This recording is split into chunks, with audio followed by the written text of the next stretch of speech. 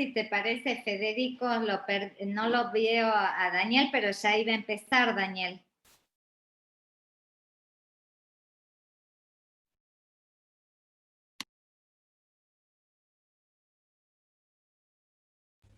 Ahí activé mi micrófono. Bueno, muchas gracias a todos por participar de este encuentro. Bienvenidos al conversatorio sobre educación, tecnología e innovación, desafío educativo post-COVID-19. Agradecemos también, por supuesto, la presencia a nuestros disertantes. Posiblemente hoy las universidades en general estén enfrentando un clima de fuerte incertidumbre, tal vez desconcierto y confusión respecto a qué deparará el futuro y cómo deben asumir los nuevos retos que se presentan. La pandemia no ha hecho más que visibilizar y acelerar procesos que ya venían ocurriendo de manera oculta y que convirtieron en presente muchos desafíos que tal vez considerábamos como parte de un futuro más o menos lejano o no, según el caso.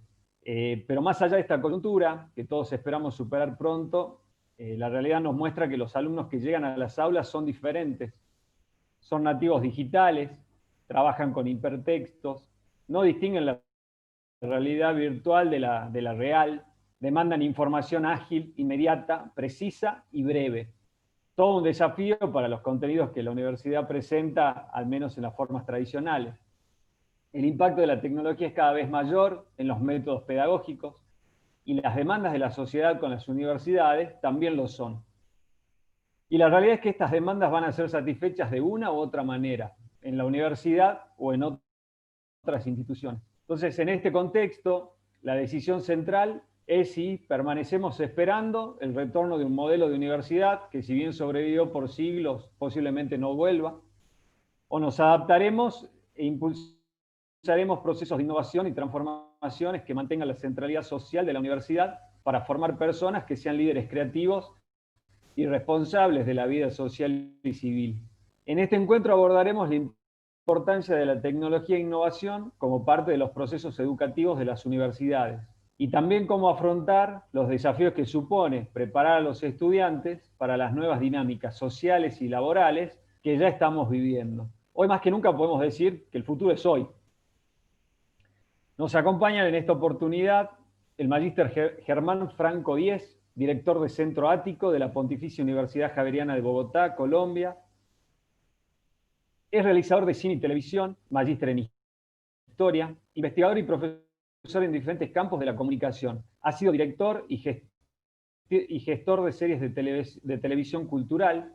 Lideró desde el Ministerio de Cultura de Colombia la creación de políticas públicas de comunicación cultural, comunicación para la inclusión, televisión infantil, periodismo digital y cultura digital. También nos acompaña el doctor Diego Lozano, profesor investigador y director de investigación en la Universidad de Monterrey, en México. Es ingeniero mecánico electricista con maestría y doctorado en ingeniería de materiales. Trabajó en la industria metalmecánica como especialista en investigación y desarrollo de procesos metalúrgicos y de calidad. Completa nuestro panel de disertantes el doctor Federico Colombo Speroni, es biólogo y doctor en ecología, vicerrector de investigación y desarrollo de la Universidad Católica de Salta, es formulador y evaluador de proyectos de investigación e innovación aplicada tanto para organismos nacionales como internacionales, principalmente en temas ambientales y desarrollo territorial. Bueno, por último me presento, yo soy Daniel Sánchez, director de innovación en la Universidad Católica de Salta.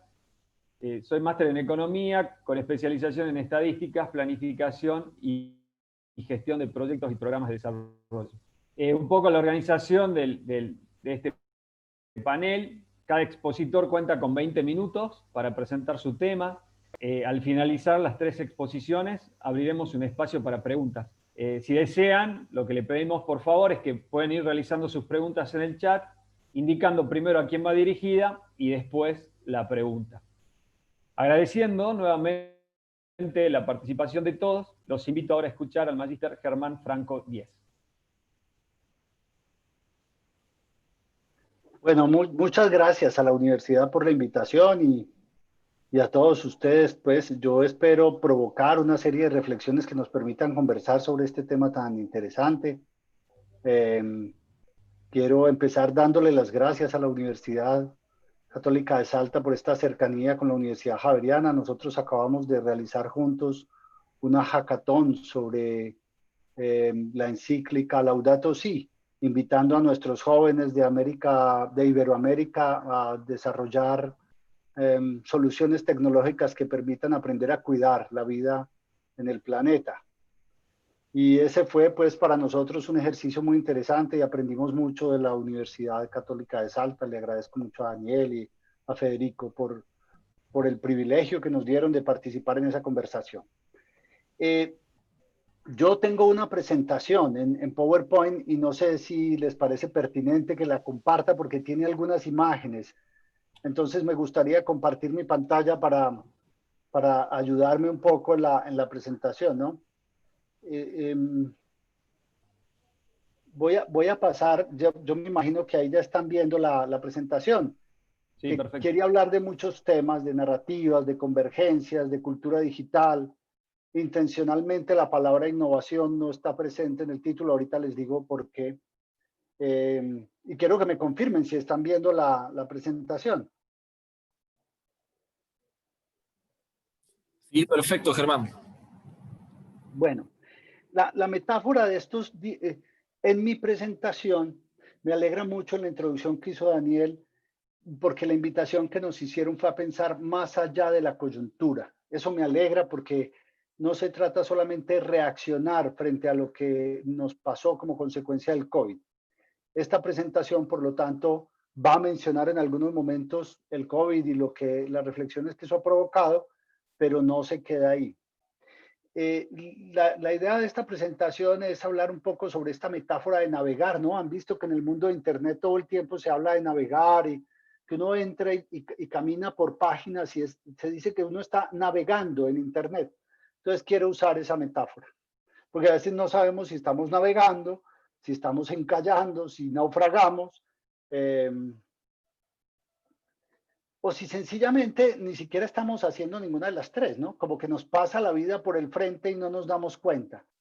Y esa es tal vez una de las primeras hipótesis sobre las que quisiera que conversáramos.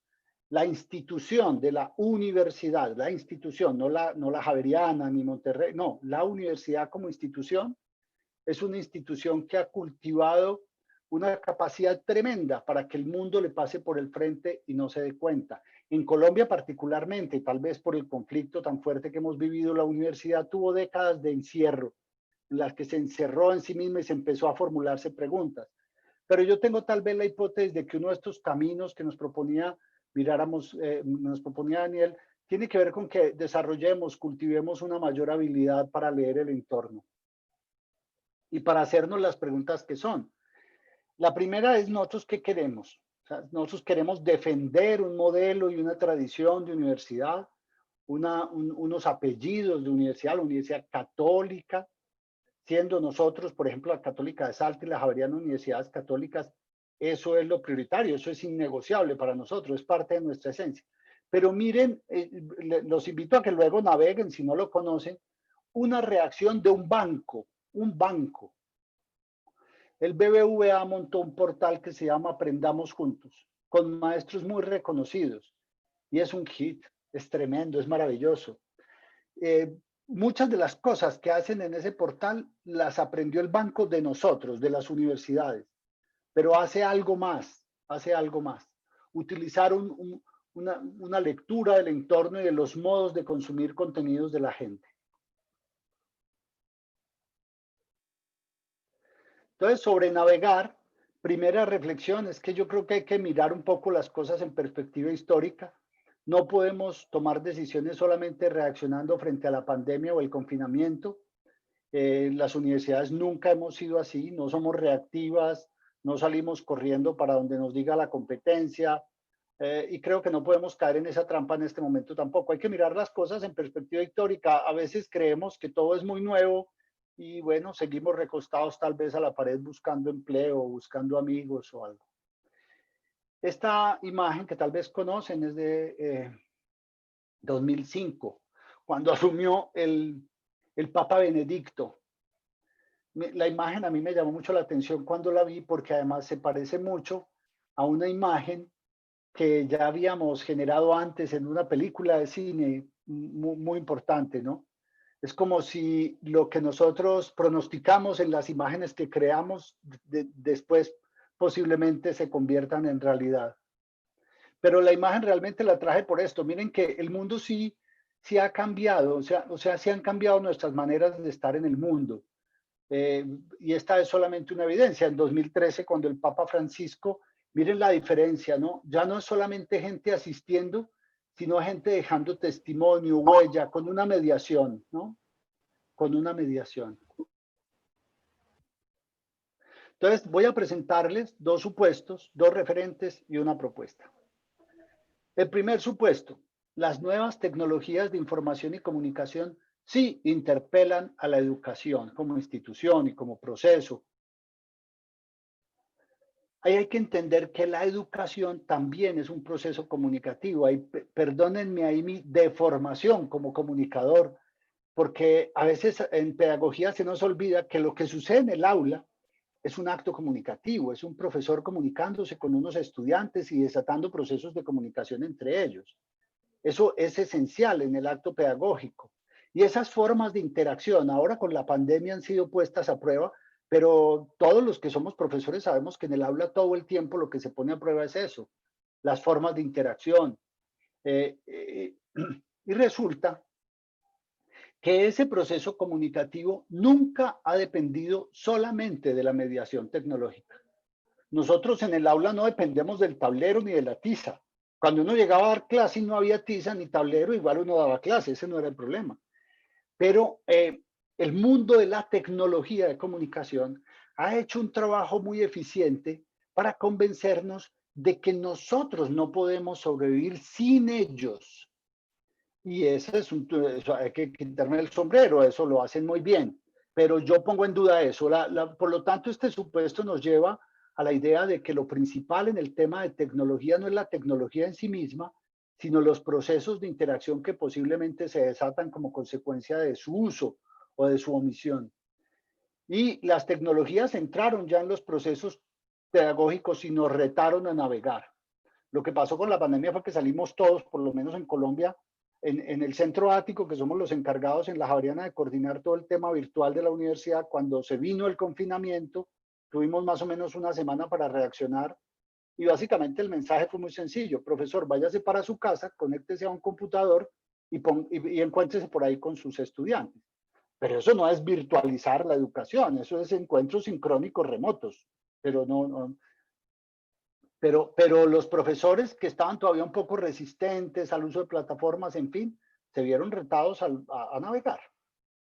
Hay un referente de este tipo de reflexiones en donde los invito a que pensemos en perspectiva histórica, a que miremos el sentido de la tecnología y a que miremos quién es el que genera la tecnología y los contenidos, que en últimas es el que determina los procesos de interacción. Perdónenme, traigo un ejemplo, y este es ya más bien por mi deformación de historiador. El ejemplo o el referente es este: las relaciones geográficas. El cuento es este, que está basado en el texto del historiador Richard Kagan. El rey quería tener una noción de su imperio. Realmente lo antojó su cosmógrafo, ¿no? Juan López de Velasco. Entonces le pidieron a los españoles que estaban por aquí conquistando que llenaran un formulario, hicieran dibujos de los territorios del rey, del imperio, que era enorme. Pero esos españoles que estaban por aquí no eran cartógrafos, no eran dibujantes, no sabían hacer la tarea. Entonces se encargaron las ilustraciones. Como a uno cuando le ponen una tarea y no la sabía hacer, pues se la encarga a alguien que sepa.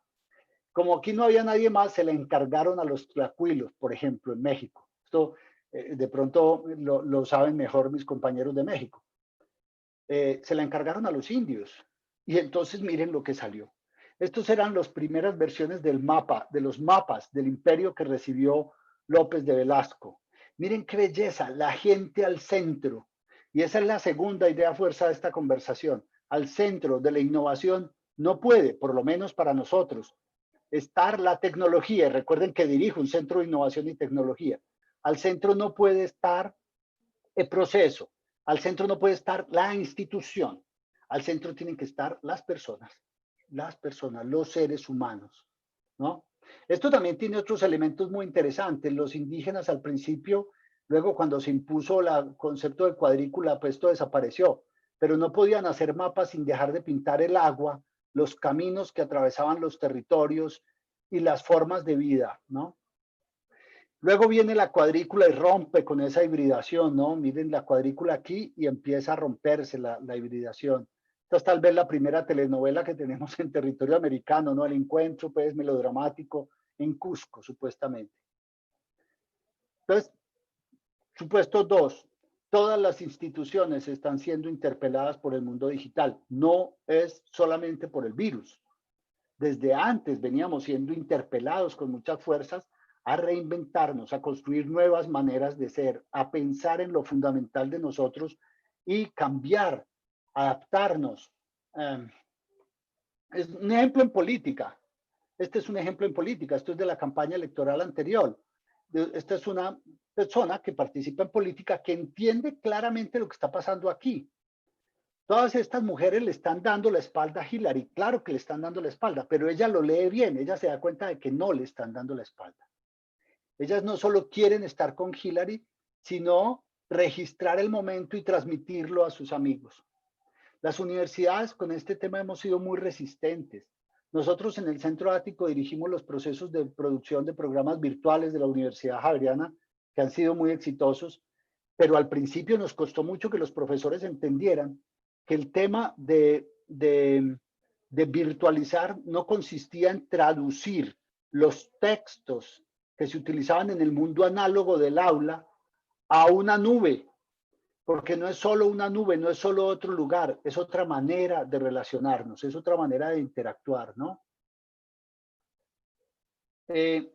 Otro referente aquí está en la batalla entre Pepsi y Coca-Cola, en los comerciales, ¿no? Para poder contarles ese referente tengo que echar esta historia. Hay una serie de imágenes que son icónicas, son muy importantes en la historia, por lo menos reciente. Mujeres, sobre todo mujeres o personas indefensas enfrentadas al poder, ¿no? Tiananmen en China. Esta es una chica sueca que se enfrenta a una manifestación de odio nazi. Y esta es Laisha Evans enfrentándose a los antidisturbios. Pero como ustedes ven, ella no se está enfrentando. Ella está asumiendo la postura no violenta tan tradicional en algunos movimientos sociales.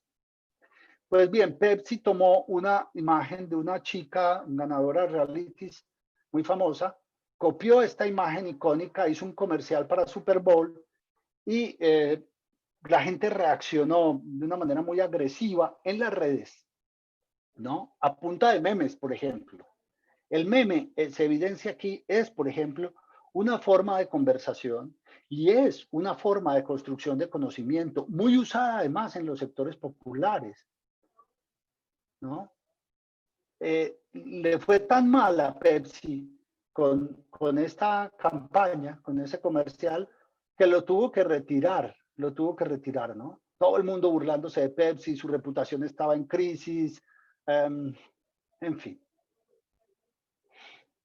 Entonces, en este entorno, una mirada hacia el pasado, una mirada crítica en perspectiva histórica, la forma como utilizamos la tecnología, a los momentos de transformación anteriores nos puede dar algunos indicios y lecciones. Segundo, una mirada a los proyectos que hemos emprendido anteriormente. Y tercero, tratar de entender dónde es que estamos navegando, pero necesitamos mapas de navegación. Entonces la propuesta es tener un radar. Yo en ese radar pondría 4 cosas: las culturas digitales, las narrativas, los modos de ver, y todo eso orientado hacia la propuesta central, que es repensar nuestras prácticas pedagógicas, que es donde está el corazón de la transformación de la institución educativa. Cuando hablo de cultura digital, estoy hablando no de usar tecnología, estoy hablando de nuevas relaciones, de nuevas prácticas, de nuevas representaciones, como dice Chartier, hablando de la cultura, que es prácticas y representaciones colectivas, no es más. Lo que hacemos cuando damos clase es una práctica colectiva. Una de las cosas que hicimos recientemente con la Universidad Católica de Salta fue hacer una hackathon y demostrar que una hackathon es un formato pedagógico tan poderoso o no como una clase. ¿no? Y efectivamente sí hay un uso de tecnologías de la comunicación, pero lo que define la cultura digital o las culturas digitales está aquí, en reconocer y aceptar que nosotros, los individuos que pertenecemos a esta especie, estamos construyendo nuevas formas de relación entre nosotros. Son nuevas, no las teníamos antes. No son mejores, no son peores, no hay que desechar lo anterior, pero están apareciendo nuevas formas que merecen nuestra atención y que nos invitan a tener prácticas colectivas diferentes y a construir una representación sobre nosotros mismos también diferente. A veces, creo yo, con necesidad de mayor sensación de esperanza. Ese surgimiento de la cultura digital está marcado por estas cosas. Yo les dejo luego la presentación, pero aquí hay una muy importante. El navegante en el mundo digital está acostumbrado a que el conocimiento y el entretenimiento son dos caras de una misma moneda. Le interesa entretenerse, apasionarse, divertirse. Y nosotros recuerden que llevamos 1000 años convenciendo a la gente de que el aula tenía que ser un espacio donde no cabía el humor, donde no cabía lo lúdico, donde el homo ludens se quedaba fuera del salón porque tenía que entrar era el racional solamente. Y hay que reconocer que hay nuevas formas de lectura. Cuando un chico construye un montón de iconos y se comunica con otro con esos iconos, ellos están leyendo ahí unos mensajes, ¿no? Y otra cosa, y es que la forma es cada vez más parte del contenido. Ya es muy difícil separar eso. Los formatos pedagógicos ya no pueden ser solamente la clase, el tablero, la sesión sincrónica, porque hay no solamente esos que son muy eficaces, y nosotros somos muy buenos en eso, pero tenemos que aceptar que hay otras formas que además permiten nuevas construcciones de belleza. Hay unas cosas que no han cambiado en el mundo digital ni con la pandemia. No hay nada mejor que la comunicación directa. No hay nada mejor que el encuentro con el otro, que los profesores nuestros, me imagino que los de ustedes también dicen, me hace falta ver a mis alumnos a los ojos, no solo al que está hablando, sino a los que se están durmiendo en clase. Yo sé que a veces cuando el alumno estaba presencialmente allí en clase conmigo, incluso tampoco estaba ahí, estaba distraído, pero por lo menos yo lo podía ver. Esta obsesión por ver de nosotros como maestros es muy interesante, pero yo creo que lo que nos apasiona no es tanto ver al otro, sino sentir cerca el cuerpo del otro. Y yo creo que esto es muy importante y yo creo que esto no lo podemos perder de vista porque es uno de los valores agregados que tiene la universidad. Hay dos grandes procesos en los últimos 1000 años de la historia de la humanidad que tienen como fortaleza la comunicación directa. Los procesos de evangelización y los procesos de educación. Los maestros y los sacerdotes sabemos mucho de comunicación directa. No podemos abandonar ese saber y dejarlo a un lado para condenarnos a inventarnos otra cosa totalmente nueva utilizando tecnologías en donde además a veces no nos movemos bien. Tal vez a veces es mejor que utilicemos la tecnología con la lógica con la que utilizamos las estrategias de la clase. Pero para eso, tal vez la idea más importante para mí de esta conversación, o que quisiera que ustedes recordaran, es que para mí lo más importante es que hagamos el chip, no para empezar a utilizar tecnología, sino que cambiemos el chip y empecemos a construir los procesos pedagógicos, no solo desde lo que nosotros creemos que es importante que la gente aprenda, sino desde la capacidad que tengamos para interpretar lo que la gente necesita. Este asunto, por eso es la invitación a modos de ver, que tampoco es un concepto mío, pero que es un campo de investigación en el que he trabajado bastante. Y quise traer esto que es de cuando llegó el cinematógrafo, ¿no? Entonces se decía, es un espectáculo digno de verse. Los cuadros que allí se exhiben tienen la animación de la vida y el espectador asiste desde su asiento a interesantes escenas de la vida de otros pueblos como si verdaderamente fuera testigo presencial. Siempre hemos hecho la promesa de la presencialidad. Los medios están tratando de imitar la presencialidad y nosotros somos muy buenos en eso. Este artículo además lo traje porque me parece muy interesante que al lado promocionaban también una exhibición de rayos X, ¿no? Esto es en la ciudad de Medellín, donde yo crecí y donde he hecho investigación sobre estos asuntos. Y allí, por ejemplo, en la ciudad de Medellín ya se promocionaba admirar los prodigios de los rayos X y hacer en su cuerpo las exploraciones que necesiten para descubrir la fractura de un hueso, la dislocación de un miembro, el lugar en donde esté depositada una bala y otras curiosas observaciones, ¿no? Los que promueven máquinas han sido muy eficaces haciendo su trabajo. Y nos llevaron a un mundo en el cual nosotros teníamos muy organizadito ese mundo de la comunicación. El cine, el espectador que esperaba pacientemente el contenido. Para el texto, el lector. Para la radio, el oyente. Para la televisión, el televidente. Yo no sé si para la educación tal vez el invidente. No sé si han visto esta película que es una metáfora interesantísima de cómo para sobrevivir en una época de crisis hay que taparse los ojos, ¿no? Obviamente la palabra que debería aparecer aquí es a la educación el estudiante, pero quise poner esta frase para provocar la reflexión sobre nuestra incapacidad cultivada para leer el entorno. Estoy siendo demasiado radical, lo sé, pero solo para provocar la conversación. Esto es una sociedad espectadora, esto es un circo en Medellín donde se proyectaba cine. La gente iba allá a ver toros realmente, y cuando oscurecía ponían una sábana y proyectaban ahí cine. Esto es de hace más de 100 años, obviamente. Ahí empezó a nacer la sociedad espectadora, era una sociedad que esperaba el contenido. Y nuestros estudiantes, ahorita Daniel decía, ¿quiénes son estos estudiantes que están llegando a clase? Pues antes llegaban estudiantes que eran espectadores. Estaban acostumbrados a hacer lo mismo que en cine. Uno llega, se sienta y espera que le entreguen un contenido y cree en el contenido. Pero la sociedad digital es distinta. Miren, por ejemplo, esto. Una de las imágenes más exitosas en Instagram es un huevo. Es un huevo. Yo al principio cuando vi esto dije, qué estupidez esta de las redes sociales, un huevo, eso demuestra la banalidad. Pero empecé a averiguar un poco más y esto tiene su asunto. La historia del huevo es esta. Esta persona, una persona de estas del mundo de la farándula, nada que ver con el mundo de la educación, el conocimiento, la crítica, publicó en su cuenta de Instagram una foto de su bebé, cogiendo la mano muy tiernita, y retó a la gente, porque el mundo digital es de retos, retó a la gente a que pusieran me gusta para vencer la cantidad el tope de me gustas, ¿no? Y alguien indignado con eso dijo, no puede ser que lo más importante en el mundo sea la foto del bebé de esa señora. Voy a poner un huevo y voy a retar a la gente a que superemos eso. Y empezó una conversación sobre lo que era profundo y lo que tenía sentido, lo que tenía misterio. Es una conversación de millones de personas. Y la gente empezó a jugar con el huevo, ¿no? Empezaron a hacerle videos, a disfrazarlo de balón. Y rompieron el récord, ¿no? Le ganaron a la señora superficial y banal.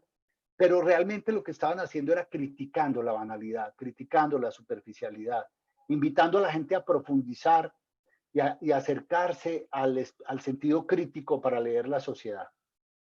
Entonces, a veces en las redes nosotros tenemos imágenes muy superficiales, las despreciamos, pero necesitamos conocer más ese mundo digital.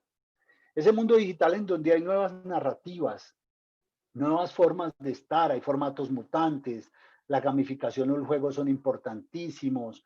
Nos seguimos contando las mismas 4 historias que son la tragedia, la comedia, lo épico y lo melodramático, pero de formas diferentes, cada vez más divertidas, ¿no?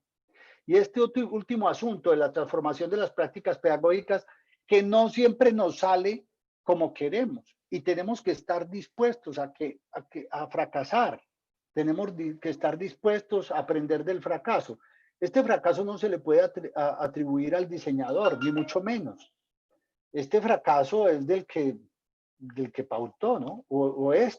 Bueno, este sí es un problema del diseñador. Ese no asistió a la clase de cómo se pone una pierna en Photoshop.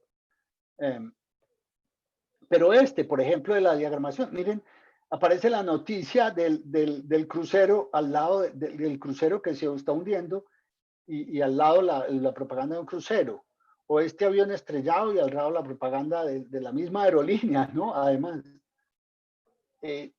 Bueno.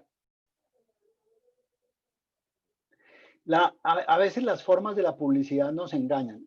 Tenemos que arriesgarnos, tenemos que saber que si hacemos cosas novedosas, atractivas, tenemos que arriesgarnos y tratar de saber que vamos a cometer errores, pero estar muy dispuestos a aprender de esos errores. Tenemos que ayudar a nuestras universidades a que cada vez más sean universidades que aprenden. Por lo menos esa es la apuesta que estamos haciendo en la Javeriana, como una institución que está dispuesta a aprender en lo que hemos llamado un proceso de transformación digital, que está muy centrado en la innovación y donde tenemos que tener claro que la máquina desde hace 100 años empezó a ser caracterizada como un personaje. En las investigaciones que yo he hecho como historiador, antes de que apareciera el cinematógrafo, cuando nos referíamos a una máquina decíamos, con esta máquina usted puede hacer tal cosa, con esta máquina usted puede hacer tal otra. Pero cuando llegó el proyector de cine, empezamos a decir, el proyector hace esto, el proyector hace lo otro. Le hemos dado a las máquinas de comunicación la capacidad de hacer cosas. Y esto hoy con el mundo de inteligencia artificial, robótica y cuarta revolución es mucho más que cierto. Pero también hemos tenido un montón de profetas, ¿no? De profetas de las máquinas. Yo no juego mucho a eso. Esta es, por ejemplo, sobre el hidroplano, ¿no? Cuando decían, no, esto va a tener la ventaja de que la gente que monta en avión no se va a marear, no se va a aturdir, ¿no? Bueno, nosotros ¿qué hemos hecho en Ático con todo esto? Montamos, y esta sí es la propuesta que les hago, que nos permitan compartir con ustedes con más detalle la experiencia que hemos tenido en un proyecto que es el proyecto de laboratorio en digital para profesores, en cultura digital para profesores universitarios. Hace unos años ya nos dimos cuenta de que el asunto con los profesores no se basaba tanto en enseñarles a manejar una plataforma o un programa. Yo creo que eso es un poco absurdo y además genera una dependencia tremenda. Como cuando llegó, por ejemplo, los primeros programas de texto que a uno para que poder trabajar en el texto, pasarse de la máquina de escribir al computador tenía que tomar un curso de WordStar y códigos ASCII, y si no, no le prestaban el computador porque les daba miedo que uno lo dañara, ¿no? Estamos haciendo lo mismo en las universidades cuando le enseñamos a los profesores a manejar una plataforma. Es que hay montones de plataformas, lo que hay que hacer es provocarlos, retarlos a un acercamiento amigable con la tecnología, muy lúdico, muy creativo, transdisciplinar. Y eso es lo que hacemos en el laboratorio en cultura digital. Como ya se me acabó el tiempo, no alcanzo a mostrarles el video, pero se los dejo en la presentación, que obviamente la comparto. Pero lo que hicimos fue invitar a nuestros profesores, a los que quisieran, a participar en un ejercicio creativo muy intenso, tiene muchas horas de trabajo. Lo habíamos hecho presencial siempre, hasta este año que lo hicimos virtual. Y los profesores arman grupos entre profesores de distintas disciplinas, definen un reto y reciben un acompañamiento para que solucionen ese reto durante un tiempo, diseñen una solución, pero con mediación tecnológica, con algún tipo de mediación tecnológica. No, los profesores llegan, obviamente primero llegan diciendo, yo quiero hacer un video sobre el cuidado del agua, y lo primero que decimos es, vea, definir el video es lo último, lo primero que hay que hacer es definir para qué el problema, el reto, aprenda a trabajar con sus compañeros, diviértase, haga juegos, y después vemos a ver si lo que necesita es un video o un podcast o otra cosa, y se lo ayudamos a hacer. Ha participado cerca del 10% de nuestros profesores en este proceso. Y a la Universidad Javeriana le ha ido muy bien en el confinamiento, en parte porque cuando le enviamos el mensaje a los profesores de que tenían que irse a dar clase a la casa, estos que estaban certificados en cultura digital jugaron un papel importantísimo, acompañando a sus colegas, generándoles confianza, compartiéndoles buenas prácticas, compartiéndoles otras plataformas para que no hicieran solamente sesión sincrónica, sino que involucraran juegos, encuestas con Kahoot, en fin. Esa es la presentación que yo tenía para ustedes con una invitación, aprovechando la generosa invitación de la Universidad Católica de Salta. Y es que no hagamos esto solos, que nos juntemos más las universidades, sobre todo las que somos hermanas como las que estamos aquí, que nos tenemos confianza, que aprendamos a compartir. Hace un par de años hicimos en el Centro Ático una experiencia con esta misma hipótesis del naufragio, que fue la siguiente. Hicimos un encuentro de universidades, bueno, vino Monterrey, obviamente, pero las universidades no traían ponencia. Las universidades tenían que traer un fracaso y tenían que exponer un fracaso. Y ese salón era el salón de los naufragios. Entonces uno se paraba y decía, yo intenté hacer esto y cometí estos errores y salió mal por estas razones. Y yo dije, bueno, yo no sé si la gente se le va a apuntar a eso, porque no es acostumbrado en el mundo académico que uno exponga sus grandes fracasos, porque estamos acostumbrados a lo contrario, ¿no? Eh, pero tuvo mucha acogida y la gente se moría de ganas de contar los errores y de decir sinceramente, mire, esto fracasó y no sabemos, hoy no sabemos por qué, pero nos gastamos mucha plata, no funcionó bien y hoy no entendemos por qué. Ayúdenos a entender. Yo en ese momento pensaba que iban a hacer una red de cooperación y todo, pero no la logramos desatar. Entonces, la propuesta más que el proyecto de laboratorio en cultura digital es avanzar en el fortalecimiento de redes de intercambio de experiencias y de conocimientos sobre estos temas. Muchas gracias. Estoy abierto, obviamente, a sus preguntas y comentarios. Con mucho gusto. Pues como estamos también entre nosotros, no faltaba, había que traer al maestro Inodoro Pereira, ¿no? Que nos enseñó desde hace rato que estamos viviendo una época muy, muy contemporánea. Muchas gracias. Bueno, muchísimas gracias, Germán. La verdad que nos dejaste con muchas cosas para reflexionar. Ahora continuamos con nuestro segundo expositor, así que recibimos al doctor Diego Lozano. Hola, ¿qué tal? Buenas tardes. Pues muchas gracias por la invitación, a Federico y a todo el equipo de la Universidad de Salta, a Daniel. Pues muy interesante la plática del doctor Germán. Yo no traigo una presentación, pero sí mi plática va un poquito más a reflexionar cómo hemos ido evolucionando en los modelos que tenemos en la universidad a raíz de que las tecnologías se han ido incorporando.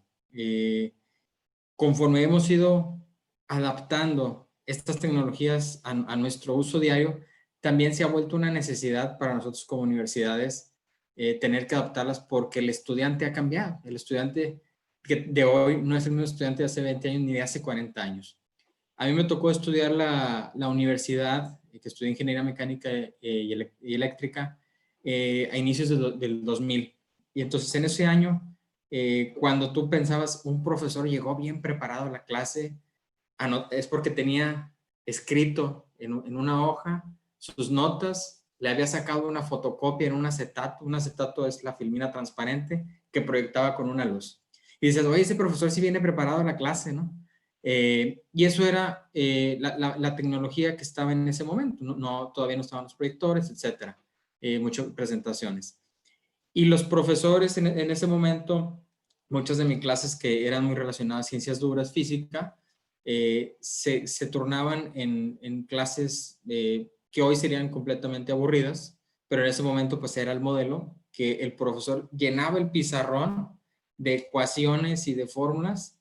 Entonces tú llegabas a la clase y tenías como 15, 20 minutos para copiar todo en tu libreta y después ya el profesor te explicaba lo que tenía anotado en el pizarrón. Yo creo que eso cómo ha evolucionado, en el modelo actual, el estudiante quiere estar, más bien, tienes que tener al estudiante entretenido todo el tiempo, atento.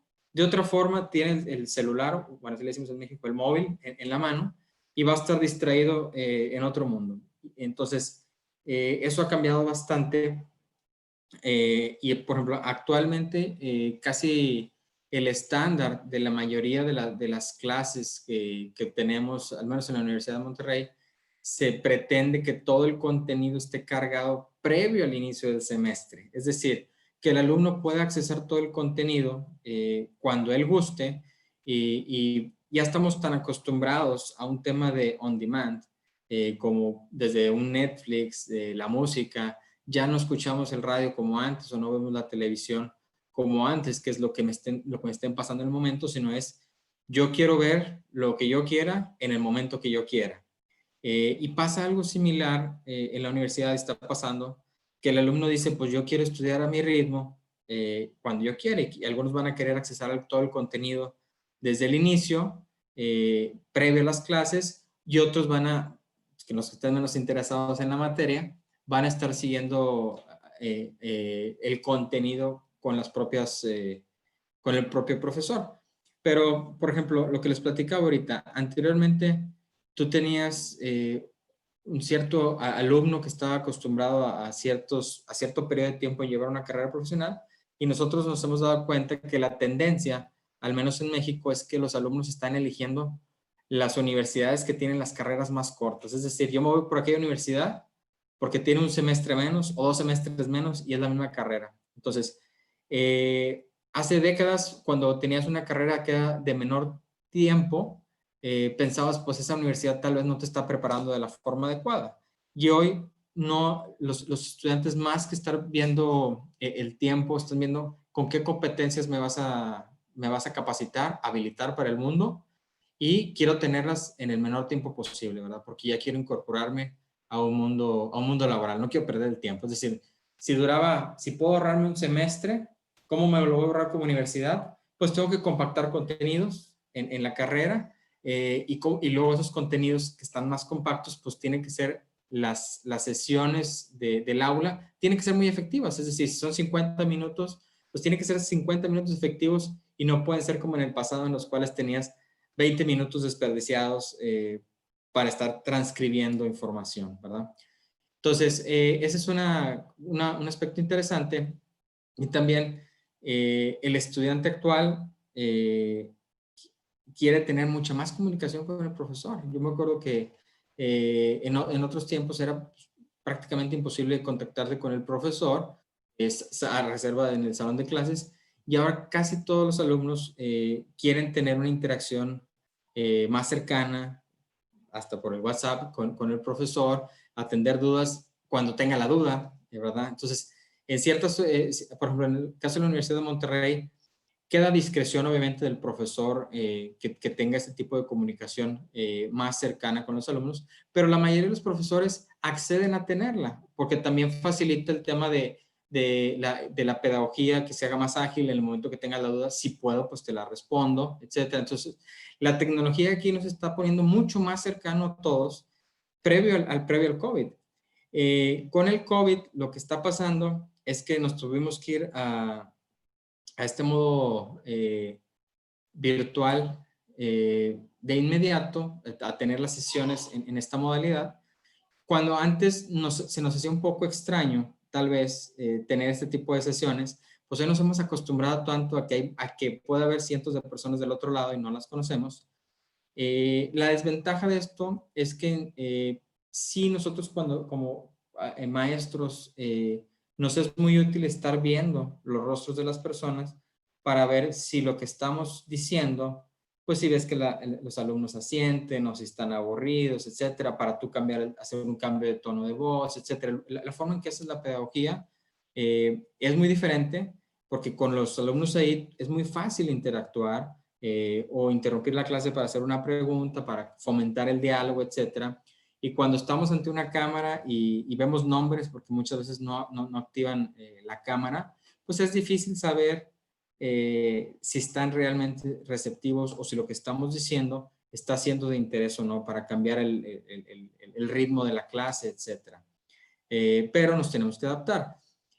También algo que ya estaba sucediendo mundialmente previo al COVID, y con esto se va a exponenciar más, es que ya existían muchos éxitos de universidades virtuales sin campus. Es decir, muchas universidades ya estaban naciendo sin edificios, ¿verdad? A diferencia del modelo tradicional. Yo, en mi opinión, no va a desaparecer el modelo tradicional en el que tenemos una experiencia muy diferente en ir al campus, pero sí un gran porcentaje de los nuevos estudiantes ya no va a querer asistir al campus, ¿verdad? Entonces, porque quieren hacerlo de una forma virtual, y en las universidades que se están adaptando bastante bien a la forma virtual, como decía Germán, no solamente es el hecho de tener a una persona en tiempo real a través de Zoom, una videollamada, sino más bien es todo un contenido que ya está generado en una plataforma, y ahora sí que es online, porque tú vas a correr videos, audios, foros, todo ya está precargado en una plataforma, y ese tipo de esquemas están diseñados para que lo puedas avanzar también a tu ritmo. Es decir, en lugar de tener una sesión de 1 hora, una hora el lunes y 1 hora el miércoles, 2 horas a la semana, pues a lo mejor son pequeñas sesiones de 5 o 20 minutos todos los días o diferentes horas del día, y tú lo haces a tu ritmo. Y eso está funcionando bastante bien. el tema de cursos ejecutivos que te ofrece, por ejemplo, universidades muy importantes como el MIT, son videos que no pasan de 3, 4 minutos. Entonces tú dices, bueno, hoy veo un video ahorita y luego contesto unas preguntas y al rato veo otro video y lo vas haciendo un poquito a tu ritmo porque vivimos en un mundo demasiado acelerado actualmente. Entonces, eso está cambiando de manera dramática. Nosotros en la Universidad de Monterrey, a raíz de la contingencia, pues hemos tenido que acelerarnos en el tema de la adaptación de la tecnología y prácticamente la mayoría de los salones de las aulas en las que se imparten clases ya están preparadas con el tema de diferentes cámaras, audio, etcétera, pensando en que no vamos a volver a la normalidad pronto. Y posiblemente sí tengamos un maestro presencial en el aula, pero tengamos pocos alumnos presenciales, es decir, los demás alumnos estarán a través de la computadora. Una ventaja que nos ha permitido esto es que, bueno, nos permite ahora sí tener alumnos de otras ciudades o de otros países, aceptarlos de manera más sencilla. Anteriormente no era tan fácil pensar un curso en el cual tengamos gente presencial y adicional gente virtual. Si bien sí existen esos modelos desde hace mucho tiempo, no era el común denominador. Y ahora es lo más normal decir, pues, si alguien se quiere inscribir de España, pues que se inscriba, que al fin de cuentas es qué más da que esté aquí o no esté aquí. En ciertas materias, ciertos cursos sabemos que particularmente materias que involucran laboratorios, interacción, trabajos en equipo, etcétera, necesitan forzosamente, esa necesidad no está solventada hoy con la virtualidad. Necesitan tener esa experiencia de tocar los instrumentos de laboratorio, etc.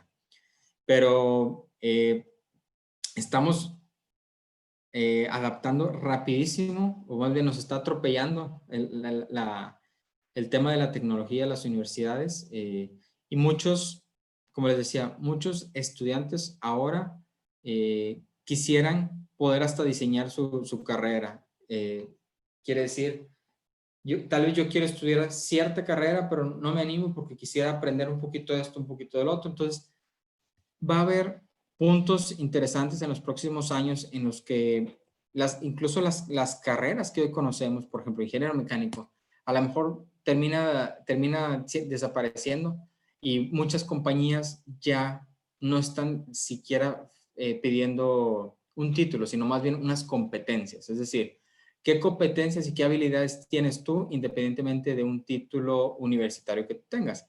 Sabemos que en muchas el título universitario es una certificación de tus competencias y que te habilita para hacer ciertas prácticas, por ejemplo, en medicina, etc.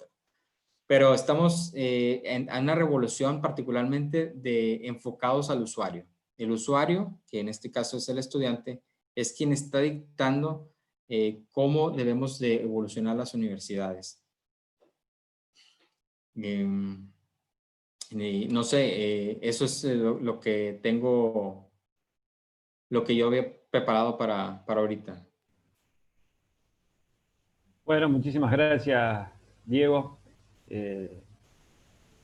La verdad que es muy bueno conocer la experiencia de la UDEM, en este caso. Así que, bueno, y ahora continuamos, muchas gracias, y continuamos con Federico Colombo ya para cerrar esta primera parte de las exposiciones. Y bueno, vayan preparando las preguntas y si las quieren ir escribiendo en el chat, yo ya voy tomando nota.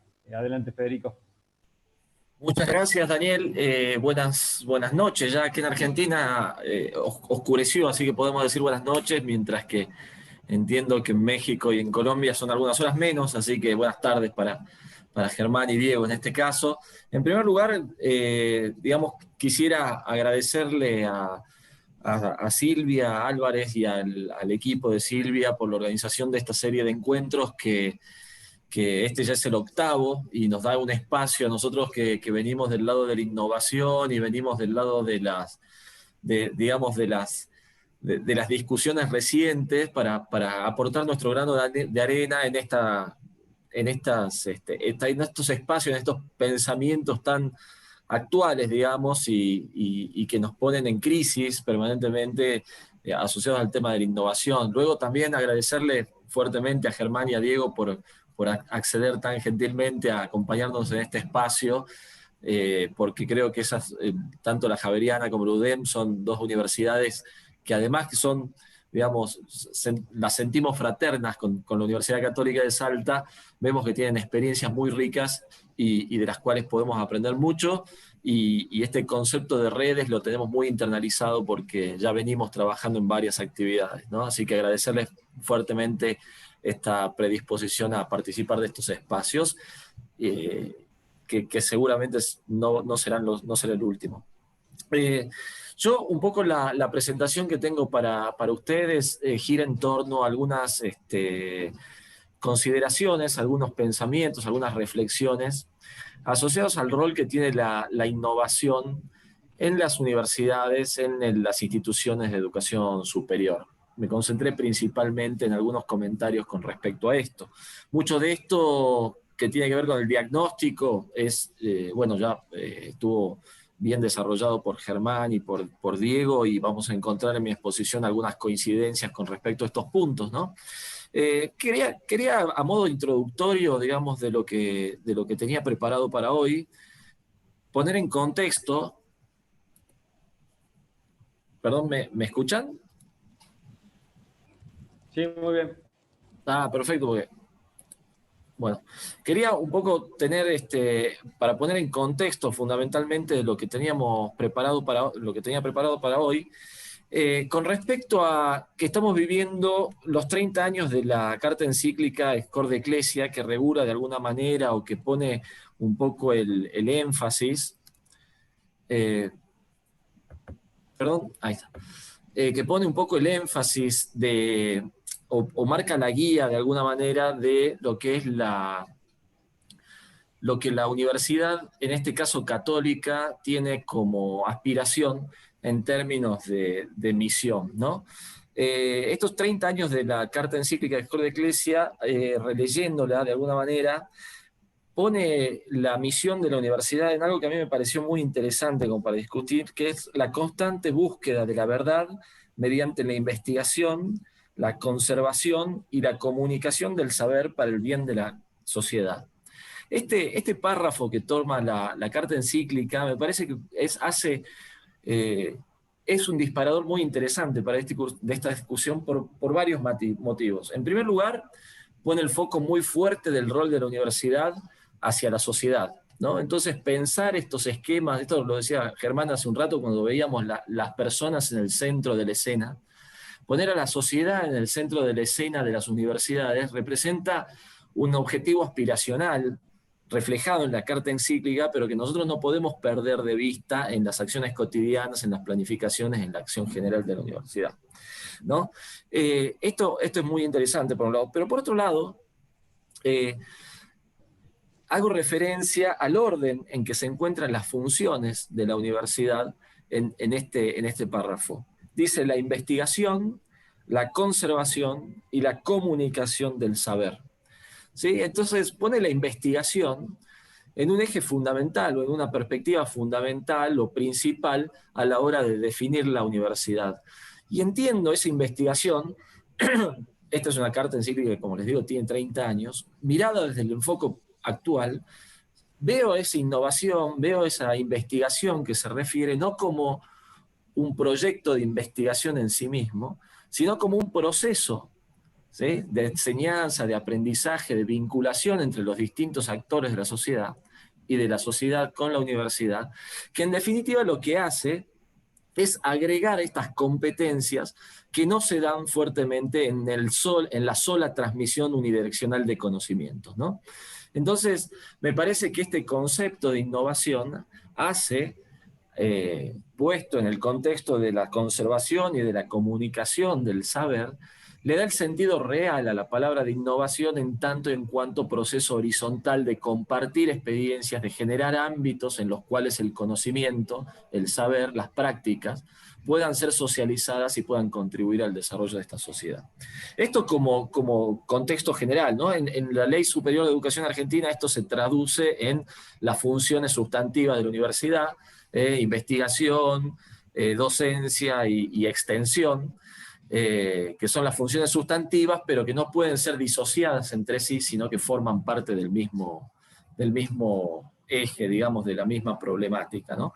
En este contexto, yo voy a centralizar un poco la discusión breve que nos queda a modo de disparador de ideas en 3 aspectos fundamentales. En primer lugar, el rol que tiene la innovación, entendida como lo estábamos discutiendo hace un ratito, el rol que tiene la innovación en las instituciones de educación superior, pensado en el mundo o en la sociedad en la cual se insertan principalmente nuestros estudiantes, ¿no?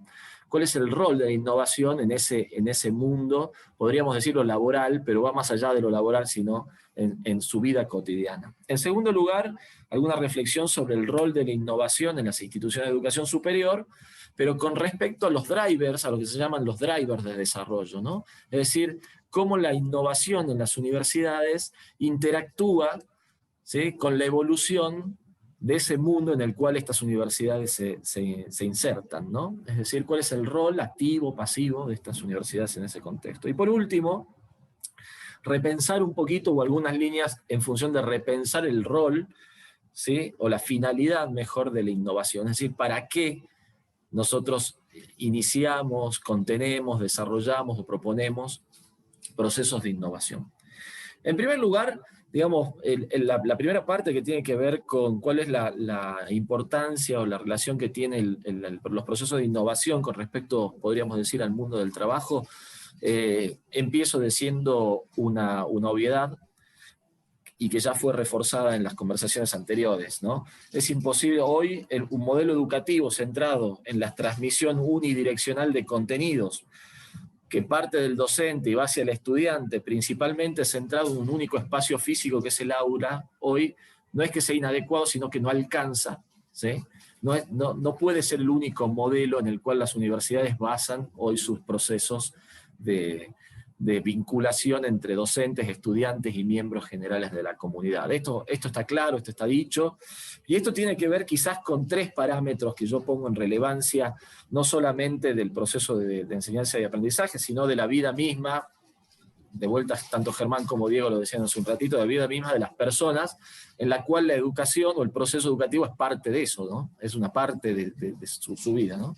En primer lugar, en este contexto de formación permanente, ¿sí?, surge esta necesidad de reconceptualizar eso de la formación permanente. Es decir, no hay que pensar la formación como una sucesión de cursos a lo largo de la vida de las personas, sino el aprendizaje todo el tiempo, en todo lugar y con todas las herramientas disponibles. Esto que hablábamos antes de todas caras de una misma moneda, digamos, que no son 2 caras, sino son un montón de caras de una misma moneda, ¿sí? Si pensáramos una moneda con muchas caras, ¿sí?, multidimensional, donde en realidad las personas están permanentemente aprendiendo, interactuando, retroalimentando esos aprendizajes, ¿sí? Y esto surge quizás también por estas tres dinámicas que les propongo, que a mí me parecen como fundamentales. En primer lugar, la irrupción de la tecnología en los procesos de educación, y en los procesos no solamente de educación, sino de comunicación y de la forma de relacionarse las personas. Esto no voy a ahondar porque ya se habló anteriormente, ¿no? El rol de las tecnologías en este sentido. En segundo lugar, digamos, el rol activo de las universidades como miembro de una sociedad que en realidad ya no está alejada de la sociedad, sino forma parte de sus procesos. Las universidades, este concepto de la cúpula de cristal de las universidades se va desmoronando, y son las universidades en las que la sociedad muchas veces busca respuestas. Entonces esto obliga a que las universidades y los docentes universitarios, etcétera, empiecen a tener lógicas de acción más asociadas al mundo real, podríamos decirlo, ¿no? En cuanto a tiempos, en cuanto a metodologías, en cuanto a formas de relacionarse, etcétera, ¿no? Y esto, a su vez, de alguna manera se traduce también en los perfiles que tienen los docentes, los administradores, etcétera, etcétera. Pero creo que el tercer punto es como el más importante, que revoluciona estas relaciones, que es la horizontalidad en la construcción de los contenidos, ¿sí? Esta lógica de unidireccionalidad, pero además una unidireccionalidad jerárquica, hoy está en crisis, ¿no? Y hoy las herramientas digamos, de comunicación, principalmente, han logrado hacer un clic en la lógica de la sociedad donde la construcción del contenido es mucho más horizontal, ¿no? Entonces los proyectos de investigación se retroalimentan de las citaciones, ¿sí? Estas citaciones a su vez se retroalimentan de la opinión pública con respecto a los distintos aspectos, ¿no? Y a su vez estos, en los proyectos participan estudiantes, docentes, y hoy un estudiante y un docente comparten de alguna manera la jerarquía, ¿sí? O se horizontaliza la jerarquía en cuanto a la importancia de lo que tienen que decir con respecto a las problemáticas, ¿no? Entonces, esto hace que se resignifique el rol del docente, pero también se resignifica el rol del alumno, el rol del investigador, y el rol de la investigación como proceso, y el proceso de innovación en esta cuestión, ¿no? Entonces, el foco, entonces, no está, el foco no está en lo que ocurre solamente en el aula, y esto no es desmereciendo el proceso que ocurre en el aula, sino que resulta que el proceso que ocurre en el aula tiene que ser obligatoriamente complementado con otros aspectos que hoy estamos discutiendo. Y estos aspectos no son solamente aspectos metodológicos, sino que son aspectos del espacio físico, aspectos de los tiempos, de la asociación de tiempos, de las relaciones, de las oportunidades que hoy el sistema educativo propone en este sentido, ¿no? El eje es trabajar espacios, desde mi punto de vista, trabajar espacios de construcción de competencias significativas y diferenciadoras, ¿no? Porque al final, un estudiante que se suma a un proceso educativo lo que está queriendo es hacer algo distinto con su vida, ¿sí? Y diferenciarse personalmente y grupalmente desde el punto de vista institucional. Entonces esta construcción de competencias aparece como el foco, digamos, ¿no? Y entonces un poco pensando, acá surge la pregunta, bueno, pero ¿cuáles serían las competencias que hoy no estamos trabajando en las universidades o que estamos empezando a trabajar? Googleando rápidamente cuáles son las competencias laborales que las empresas buscan o buscaron en el 2019 y en el 2020, ¿sí? Aparecen casi 52 millones de resultados de artículos en la web que trabajan esta cuestión de las competencias laborales asociadas a la educación. Es decir, no es una problemática evidentemente de nosotros que estamos reunidos en esta cuestión, es una problemática de asociación del mundo del trabajo con las personas que están trabajando, ¿no?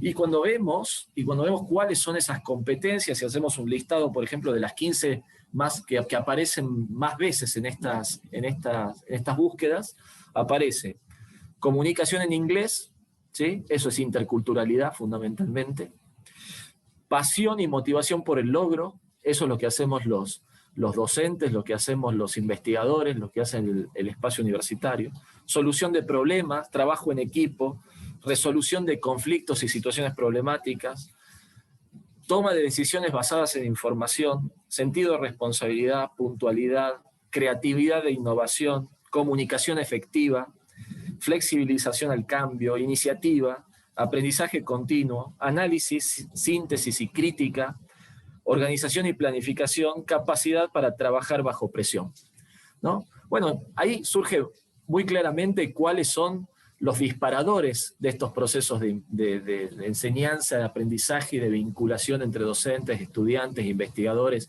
administrativos en la universidad. Bueno, ahí me parece que de alguna manera aparece el horizonte de trabajo, ¿sí? Y los desafíos asociados a ese horizonte de trabajo, ¿no? Estas competencias se pueden construir exclusivamente en el aula con un docente que hable durante 45 minutos de corrido. Bueno, eso o en el contexto actual es bastante complicado, ¿no? Entonces yo creo que esto que decía Diego hace un ratito es La pandemia hace repensar también los espacios físicos y las herramientas de vinculación. Y yo creo que después de la pandemia, hacer volver a los estudiantes a un aula para que escuchen 45 minutos, ¿sí?, sería complicado, ¿no? Porque de alguna manera puso en contexto esta cuestión. Esto no significa que los estudiantes no tengan que volver al campus. Esto significa que los estudiantes volverán al campus a hacer cosas distintas probablemente, ¿no? Y nosotros como universidad tendríamos que pensar qué cosas distintas deberían hacer estos estudiantes para poder responder a estas competencias, ¿no? Quiero traer muy brevemente, lo mencionó hace un ratito Germán, pero como es un ejemplo compartido, me tomé la libertad de proponer en este caso. Hacia mediados de septiembre de este año, propusimos en conjunto con la Universidad Javeriana, acá agradezco el liderazgo metodológico y operativo del Centro Ático de la Universidad Javeriana, en desarrollar lo que se llamó el Hackathon Laudato Si, que mencionó Germán hace un ratito. ¿Qué fue el Hackathon Laudato Si?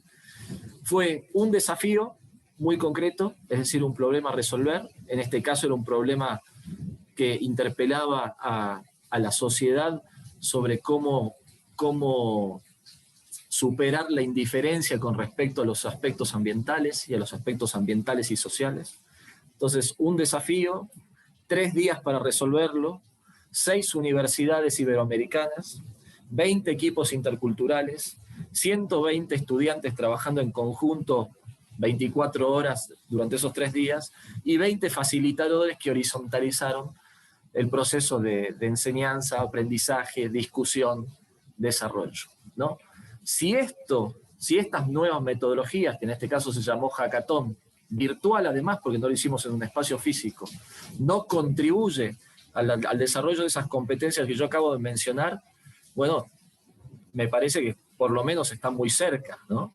Entonces estos nuevos modelos tienen que entrar mucho más fuertemente desde mi punto de vista en las instituciones de educación superior, ¿no? Y tienen que ser mucho más frecuentes de lo que son hasta ahora, entendiendo que no son sustitutivos del aula, son complementarios del aula, ¿no?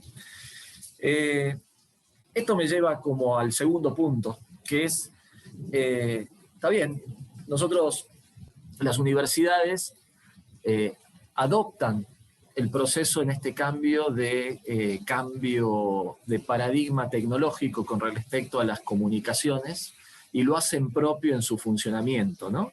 Es decir, el desarrollo de las comunicaciones hace que las universidades reaccionen frente a este problema, ¿no? Y se hagan estas preguntas.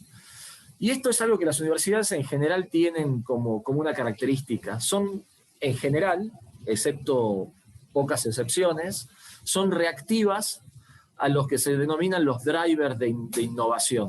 Es decir, los aspectos de comunicación, por ejemplo, van mucho más rápido de lo que reaccionan las universidades, ¿sí? Los procesos sociales van mucho más rápido de lo que reaccionan las universidades. Quiere decir que nosotros deberíamos dar una vuelta de rosca también en este sentido y proponer a las universidades, ¿sí?, y la innovación en las universidades no solamente como actores pasivos de los drivers de innovación, sino también como actores claves en la discusión concreta de para dónde va la innovación, para dónde va el desarrollo del planeta, ¿sí?, y tener una voz cantante, porque somos referentes justamente de la formación de personas y de este proceso de educación, hacia esos drivers de desarrollo. Haciendo una pequeña investigación, ¿sí?, de decir, bueno, entonces, ¿cuáles serían los temas, cuáles serían estos drivers de desarrollo de la sociedad y del planeta a futuro que nosotros como universidades deberíamos tener voz cantante para no ser pasivos frente a generar respuestas, sino ser parte de la propuesta? Bueno, aparecen temas como los siguientes: cambio climático, búsqueda de la espiritualidad, las diversidades, eliminación de las enfermedades, los cambios educativos, la relación entre la materia y la energía, el espacio exterior, la inteligencia artificial y con eso el aprendizaje profundo, las ciencias de datos, la robótica, los nuevos sistemas productivos, por ejemplo las impresiones 3D, las monedas virtuales, las economías virtuales. Entonces, fíjense qué interesantes estos aspectos, ¿sí? Porque resultan los desafíos del futuro.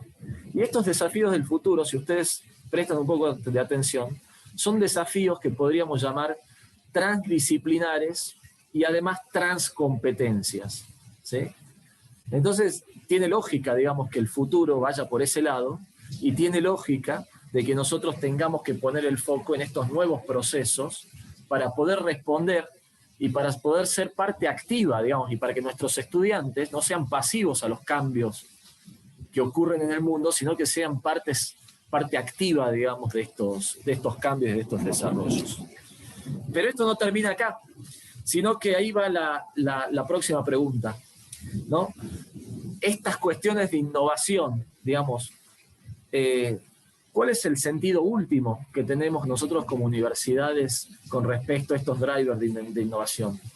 Recientemente, y me llamó mucho la atención, indagando un poco las innovaciones que existen en los hubs de innovación en distintas partes del mundo, por mi trabajo, que como responsable del área de investigación de la universidad, hago un chequeo casi permanente de dónde están los espacios de innovación en el mundo. Uno de los principales hubs de innovación europeos está desarrollando una tecnología y generó un fondo de inversiones para el desarrollo de esta tecnología, que el eje de la tecnología es un barbijo inteligente que dialoga con el smartwatch, ¿no? Y ahí yo me pregunté, bueno, qué interesante, qué bueno que se esté desarrollando esto, pero qué loco que estemos pensando en inversiones a largo plazo que den por sentado que la gran parte de la población va a seguir viviendo con barbijos, ¿no? Y acá me parece que la innovación y el rol de las universidades tiene que dar una vuelta de rosca. Y tenemos que preguntarnos, bueno, ¿en qué contexto queremos que esas innovaciones, ¿sí?, se den? Y acá entra muy fuertemente la obligación, de alguna manera, de las universidades de pensar la innovación en un contexto donde pensemos bienestar individual y colectivo, pero con mantenimiento de los valores naturales y sociales. Ese es el modelo de Donat, de Kate Raworth, que es un modelo que pone en crisis, digamos, los actuales sistemas productivos y el rol de los drivers de innovación con respecto a esto. Obviamente, un objetivo central, los objetivos de desarrollo sostenible de Naciones Unidas, y por supuesto, nosotros como universidades católicas, en este caso, Laudato Si como norte, y Fratelli Tutti como actual carta encíclica reciente que pone la fraternidad entre las personas, o la solidaridad entre las personas en el eje de la. Entonces, no solamente competencias, podríamos decir, para el mundo laboral, no solamente competencias pasivas para ser lo suficientemente ágiles para adaptarnos al mundo, sino también competencias activas para ser actores protagónicos de esos cambios, pero no actores protagónicos en sí mismos, sino también con una intencionalidad de lograr un mundo y de lograr una sostenibilidad y una sociedad mejor a largo plazo, ¿no? Y ahí me parece que está como el gran desafío de las universidades y el por qué la necesidad de estos nuevos espacios o de repensar los espacios que tenemos hoy a disposición. Para finalizar, digo, la responsabilidad de la universidad en términos de innovación no está centrada solo en la investigación tecnológica, como decía Germán hace un rato. El foco de la innovación no está en la tecnología, sino en la innovación social, ¿no? Así que bueno, con esto me parece que redondeo un poco la idea, las tres ideas, Marco, que tenía, y obviamente les agradezco la paciencia de la escucha, y quedo a disposición para preguntas y para comentarios o la discusión que pueda surgir. Muchas gracias. Bueno, muchas gracias, Federico. Bueno, tengo una primera pregunta para Diego. La pregunta es de Juan, que nos dice: ¿qué papel competitivo juegan frente a las universidades las empresas tecnológicas que emiten certificaciones? ¿Las universidades deben incursionar y perfeccionar en esas certificaciones de habilidades en convivencia con las carreras tradicionales? Sí, de hecho es un reto que estamos viviendo actualmente y particularmente como lo menciona en las empresas tecnológicas que te ofrecen certificaciones, son una competencia directa para las universidades y muchas veces lo que nosotros estamos haciendo en la universidad es, además de tu carrera profesional, te ofrecemos en el mismo paquete de la carrera profesional que tengas certificaciones de este tipo de compañías. Es decir, estamos asociados con algunas de ellas para poder ofrecer algo de valor adicional. Es decir, tú te gradúas como ingeniero en robótica y tienes además 3 o 4 certificaciones que vas a llevar como tu carga académica. Es decir, nosotros estamos tratando de incorporarlas en nuestra currícula para que no sea solamente un ingeniero en robótica, sino es un ingeniero en robótica con 3 o 4 certificaciones avaladas por ciertas asociaciones reconocidas, etcétera. Es como el plus que les estamos queriendo ofrecer a nuestros alumnos. Y en educación ejecutiva, en extensión, es un reto importante porque ahí sí las compañías tecnológicas de prestigio, pues es más fácil que tengan alumnado ya profesional que buscan la certificación de esa sociedad internacional americana, por ejemplo, de materiales, y no de la Universidad de Monterrey, ¿verdad? Que si bien puede tener un valor similar, pues ellos ya en el mundo laboral buscan tal vez más la asociación internacional, ¿verdad? Muchas gracias, Diego. Hay una pregunta de Patricia para Germán Franco. Nos dice acá que el cuadro de 4 puntos focales, entre ellos la convergencia cultural, es en sí un proceso de desarrollo basado en competencias. ¿Cree que esto invita a cambiar la organización de la forma de compartir, transferir o comunicar el conocimiento? Sí, yo creo que sí, yo creo que sí, pero permítanme, me extiendo un poco ahí.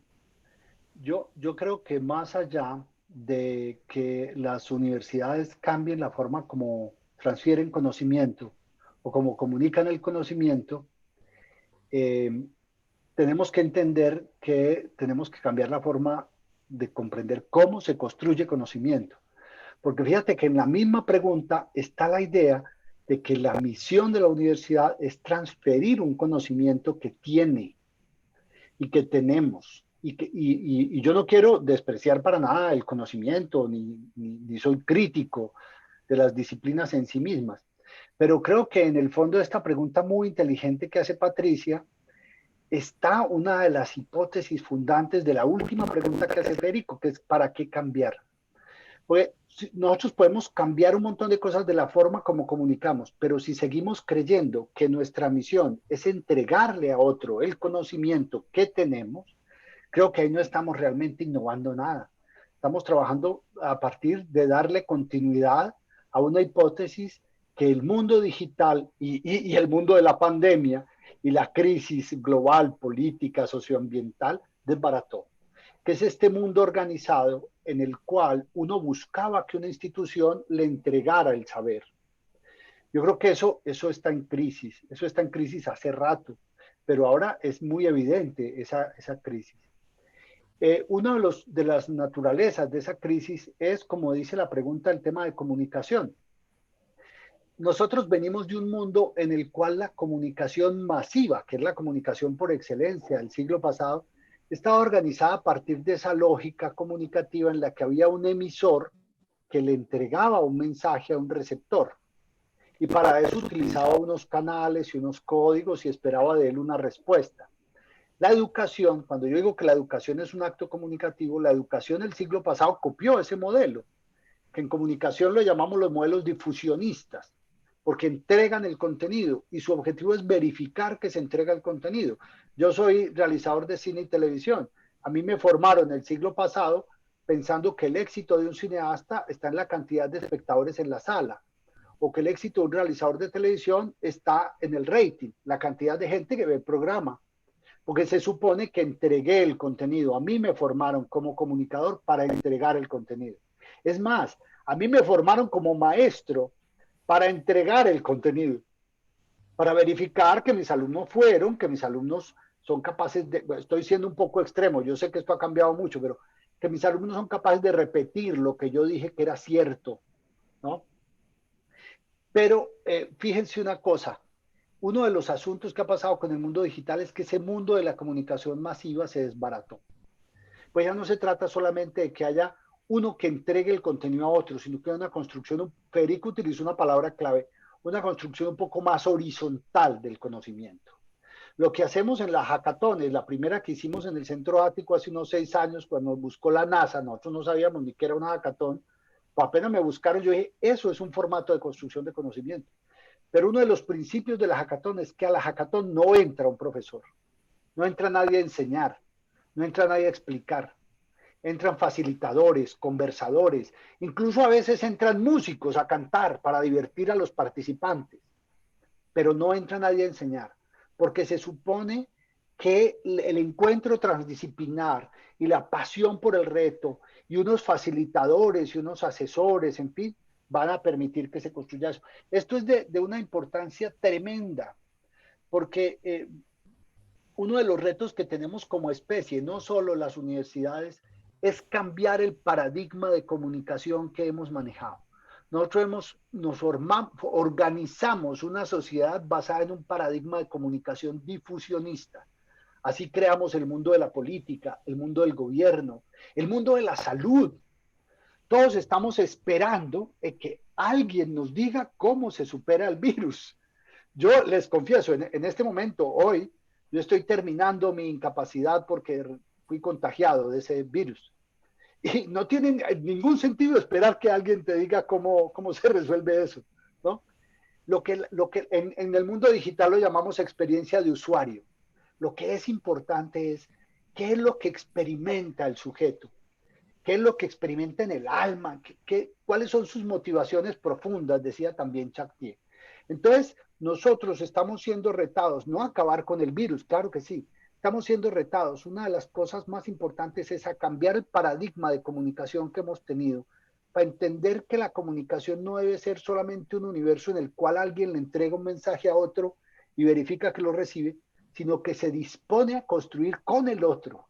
Y eso exige cuidar del otro, eso exige comprender al otro, aceptar, y esto vale para la transdisciplinariedad, vale para la diversidad étnica, vale para reconocer el saber popular, por ejemplo, de las comunidades indígenas o de los pueblos originarios de América, en fin, hacia una comunicación un poco más horizontal entre nosotros y nuestros estudiantes, pero sobre todo, y haciendo eco de lo que decía Federico, entre nosotros y la sociedad, una actitud un poco más humilde para tratar de comprender lo que le pasa a los seres humanos y lo que experimentan, y con la compasión necesaria tratar de utilizar el conocimiento que hay en las universidades para construir con la sociedad, no solo para la sociedad.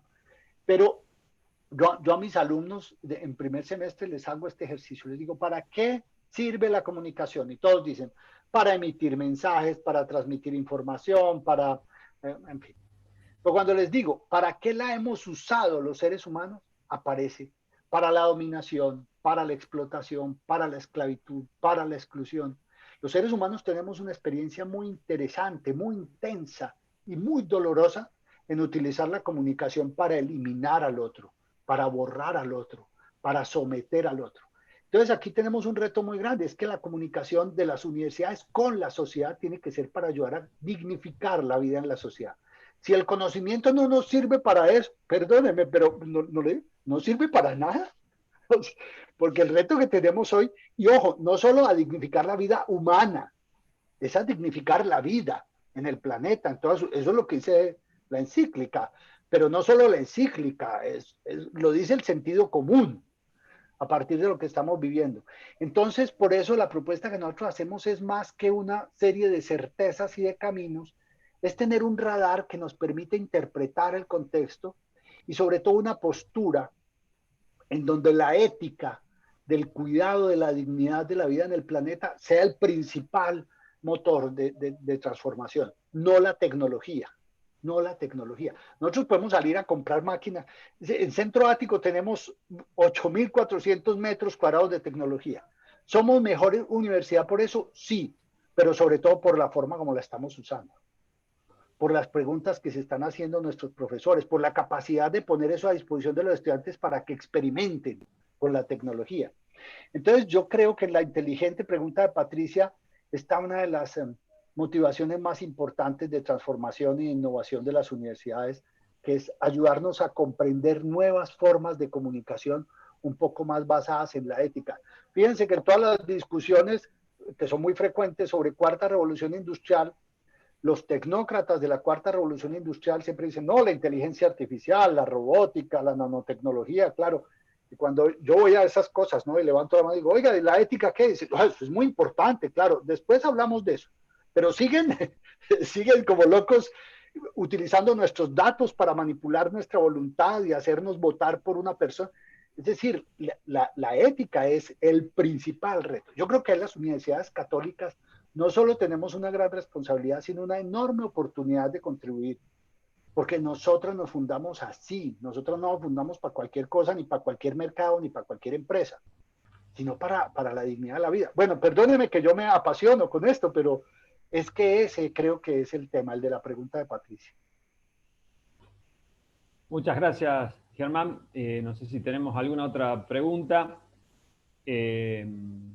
Por lo que veo en el chat. No, pero yo tengo una para Germán, ya que estamos. Digo, entiendo que yo ya lo venía pensando más como docente hace un tiempo, que algo en lo que la mayoría de los docentes, yo soy economista, con lo cual esto tiene otro, se entiende bien por qué, digo, no estamos formados para comunicar. Y de hecho, al menos lo que yo interpreto de todo lo que hablamos acá hoy, es esa necesidad de que nos tenemos que reconvertir y aprender a comunicar de otra forma. La pregunta ahí viene, ¿por dónde comenzamos o cómo comenzamos? Bueno, yo creo que nosotros comenzamos hace mucho rato, todos.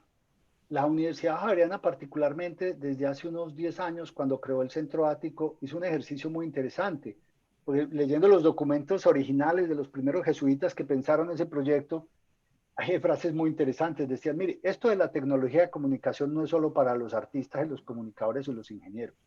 Eso dentro de muy poquito va a tener que ver con todo el mundo. Y hablaban ya de la telemedicina y de estas cosas que nos están pasando. Entonces, todas las universidades venimos trabajando en estas transformaciones hace mucho rato.